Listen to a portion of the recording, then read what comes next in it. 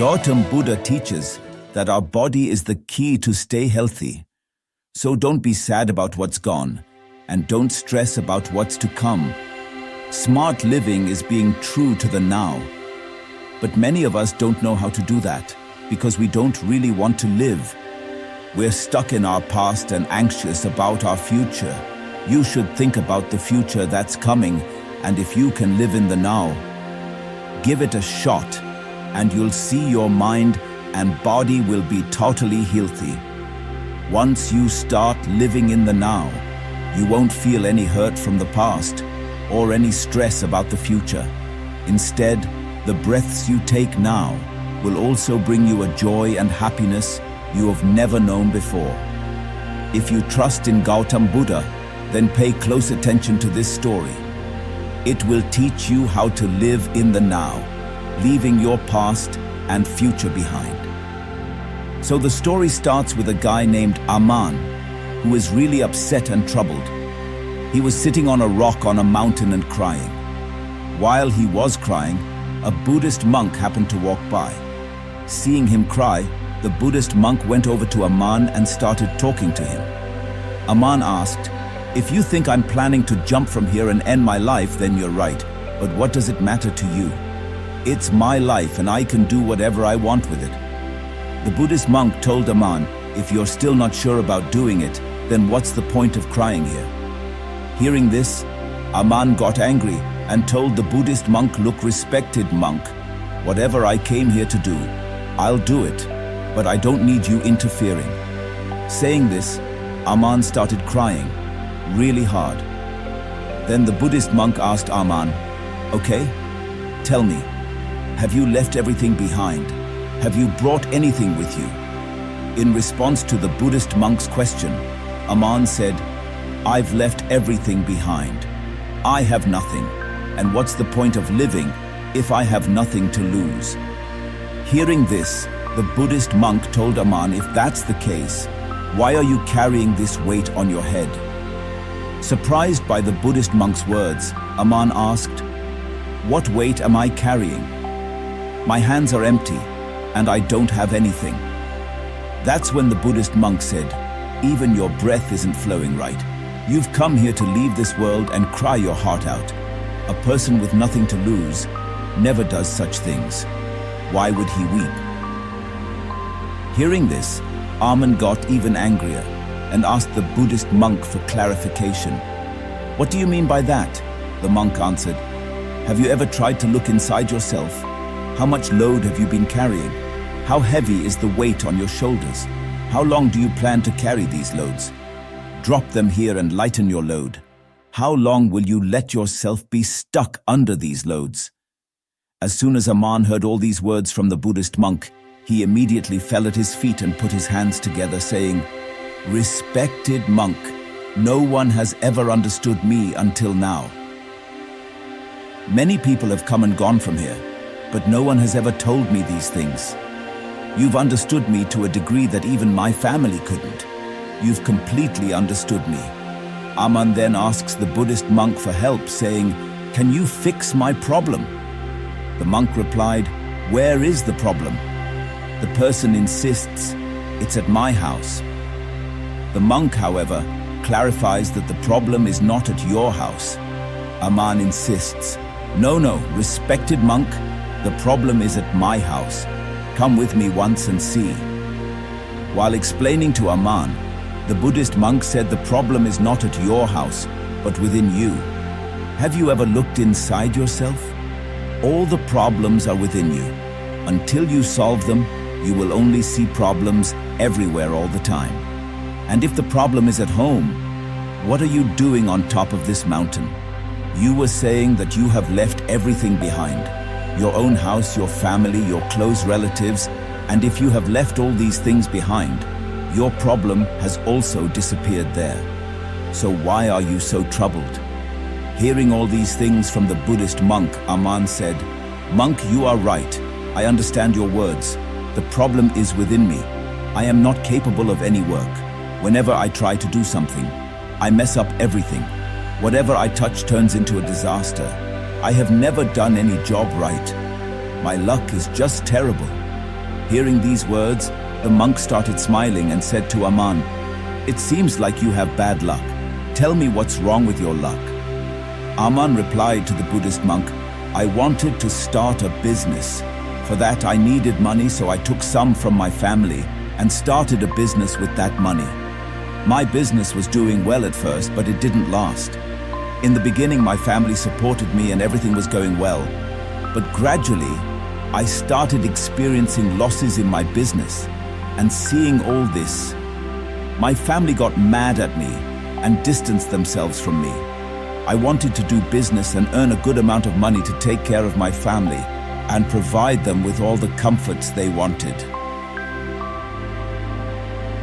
I did everything for them, but they couldn't understand me and blamed me for everything. I also feel like I made a mistake by starting the business with a friend. However, his business is doing very well. Whenever he comes to my house, he talks about how successful his business is and how he built and managed it on his own, taking it to great heights through hard work." Hearing all of this, my family started to tell me, "Look, son, he is a true friend. He has taken his business from one level to another, and you have caused us a loss of our invested capital." My family always tells me that I am incapable, and listening to these taunts causes me great distress, so I took a loan and started a new business. However, even there I faced setbacks and my business ultimately failed. Now, my situation has come to the point where my house is even mortgaged. What should I do next? The Buddhist monk asked Aman, "Do you know why your friend used to come to you?" Aman responded, "Yes, I know very well. He used to come to belittle me in front of my family, criticize me and show that he was much better than me in business. He wanted to make me feel inferior and sad by demonstrating his success. I felt really bad and worried." The monk then asked, "Did you really feel upset when your friend's business did well?" Aman said, "Yes, I felt upset when his business did well and mine didn't. It hurt me and I felt jealous. I regretted and felt bad." The monk said to Aman, "That means you would be happy if your friend also didn't do well. If his business fails, you would be happy." The monk smiled again and said to Aman, "This means your happiness depends on your friend. If he wants, he can make you happy, and if he wants, he can make you upset, because you can't be happy or upset by yourself. You have already become controlled by your friend, and if that's the case, there is no solution to your problem. Because your happiness and the pain of your suffering depend on how others act. Your actions haven't changed anything for you. Neither can you be happy nor upset through your actions. I can't provide a solution to your problem." Aman said to the monk, "Please don't say that, monk. I have a lot of hope for you, because you are the one who understands and knows the pain inside me. You know it and you understand it. Please consider my request and give me a solution to this problem." The monk replied, "When we become dependent on others by attaching expectations to them, we completely rely on others. If I don't show you any path, then you will continue to be unhappy. You will keep crying like a sick person. But if I tell you a way, it may help you find a solution to your problem. However, remember one thing. The friend who came to your house and told you about how he has achieved growth in his business and how he has worked hard may make you feel upset, but he is telling the truth about how he struggled in his life to reach that position. He is sharing his experiences with you. Now you can either use that experience or let it go in vain and generate feelings of envy in your mind. Wisdom lies in utilizing experience by using your intelligence and the knowledge gained from experience. You should be grateful for receiving the experience you need without even asking for it. Express gratitude to your friend for providing experiences and knowledge that you couldn't acquire from your own life. Move forward, face the struggles, use that experience, and don't give up. Time is always changing. Whether it's good or bad, it's sure to pass. The key thing to remember is that you need to be alive to experience these times.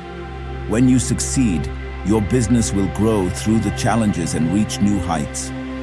Then your friends won't share their success stories, but will talk about their failures to help you avoid making the same mistakes and suffering the same fate.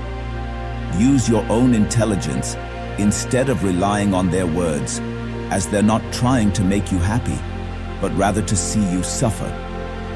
Hearing this, Aman said to the monks, "Oh, respected one, you're right. I'm not in control of my own life, but my relatives and friends are. They're filling my life with happiness and sorrow. But I have a question. When I started my business, I wanted to make my family happy. I wanted to give them comfort and joy. Is it wrong to think about my family?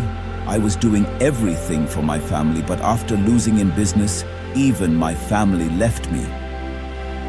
Upon hearing this, the Buddhist monk started smiling, and Aman said, "What's there to smile about? Did I ask a wrong question?" The Buddhist monk responded, "Everyone wants comfort when they make a mistake, and you want the same. Everyone wants praise when they do something, and not getting that praise hurts us deeply. It hurts our hearts.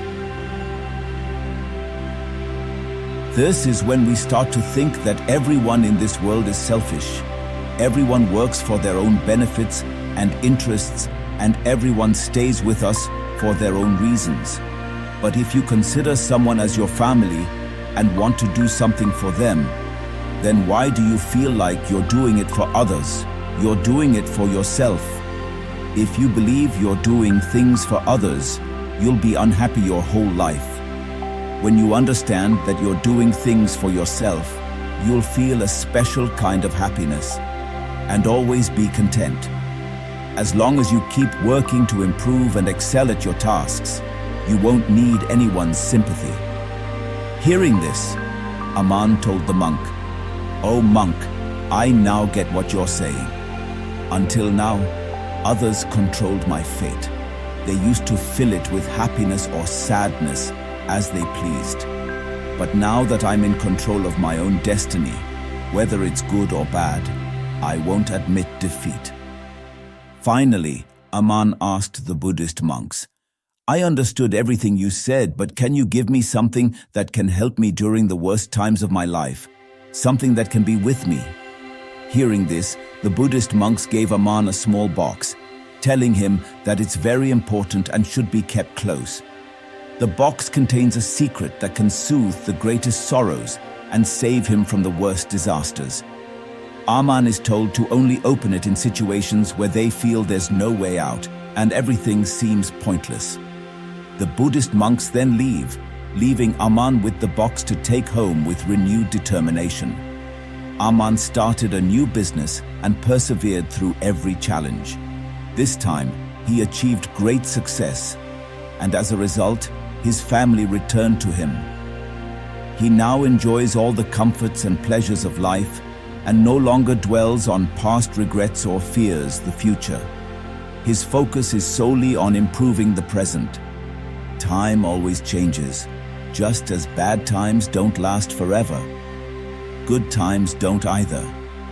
Once again, a good phase in his life had ended. The neighboring state had attacked the state he lived in and destroyed it completely. His business had also been completely ruined. He started facing hardships with his family. They had to move from one place to another, to the point where he didn't even have money for food and drink. Due to hunger, his parents passed away. Despite his wife and 2 young brothers being sick, the man continued to wander, unable to afford their treatment. As time passed, he started to question the meaning of life itself. He decided that the world had no meaning, which made the advice of the Buddhist monk he met seem useless. Now, without money and direction, he felt that his life was pointless and lacked meaning. The idea of striving for success seemed hollow and pointless. Even his very existence felt pointless. It seemed to him that life was inevitably going to end, and he could see no reason to keep living. He regretted not having the bravery to make something of his life and his body. He felt let down by everything he was experiencing. While he was deep in thought, he noticed the box given to him by the Buddhist monk.